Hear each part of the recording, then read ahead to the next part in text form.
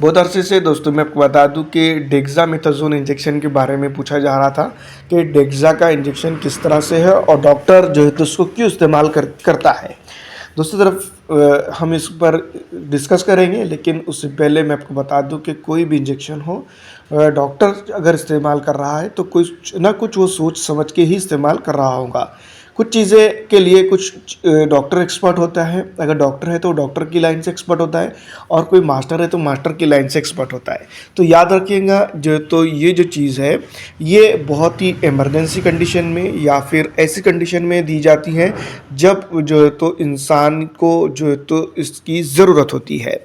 अन्यथा इस बात को ध्यान रखें कि ये यानी कि डेक्सामेथासोन ये इसके अलग अलग क्वांटिटीज़ होती है, अलग अलग जो है तो इसकी जो है तो मैं आपको बता दूं कि इंजेक्शन की टाइप्स होते हैं। तो ये इंजेक्शन आईवी और आईएम भी हो सकते हैं।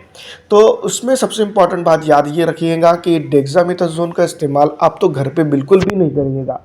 दूसरी तरफ अगर दोस्तों आप इसको देखते हैं डॉक्टर इस्तेमाल कर रहा है, तो जहाँ पर जो है तो मैं आपको बता दूं कि ये स्टेरॉइड वाला इंजेक्शन है, ज़्यादातर जो है तो इसको इस्तेमाल नहीं किया जाएगा। लेकिन बहुत सारे लोग ये भी कह रहे थे कि जो है तो इसका इस्तेमाल ज़्यादातर जो है तो वेट गेन के लिए और बहुत सारी चीज़ों के लिए इसमें किया जाता है। तो ये एक ड्रग अब्यूज़ है, यानी कि इस प्रोडक्ट को गलत तरीके से इस्तेमाल किया जा रहा है।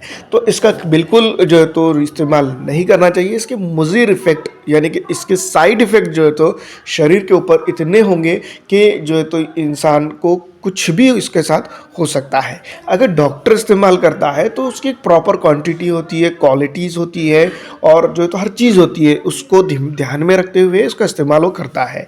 ज़्यादातर इस इंजेक्शन का यूज़ जो है तो अस्थमेटिक पेशेंट के अंदर, और ज़्यादातर जो है तो शेवरिंग, जब आईवी लगाने के बाद अगर गलती से शेवरिंग आ जाती है तो उस वक्त, या फिर दोस्तों मैं बता दूं कि ऐसी जगह पर जहाँ पर जो है तो बॉडी पेन होता है और बहुत सारी चीज़ें होती है, उसके अंदर इस इंजेक्शन का अमूमी तौर पर इस्तेमाल किया जाता है। अन्यथा इसका इस्तेमाल डॉक्टर भी बहुत जो है तो कम करते हैं, और जो सुलझे हुए डॉक्टर होते हैं, जिसको अगर हम यूँ कह सकते हैं कि जो प्योर प्रैक्टिस करता है, जो अपने आप में रिजल्ट आने की बात करता है एंटीबायोटिक से और कई इंजेक्शन के ज़रिए से, तो वो लोग ज़्यादातर इस तरह के इंजेक्शन का इस्तेमाल बिल्कुल बिल्कुल नहीं करते हैं। तो याद रखिएगा कि इस तरह के इंजेक्शन जो तो पहले तो डॉक्टर भी बहुत कम इस्तेमाल करते हैं, और इसके पीछे ना पड़िएगा।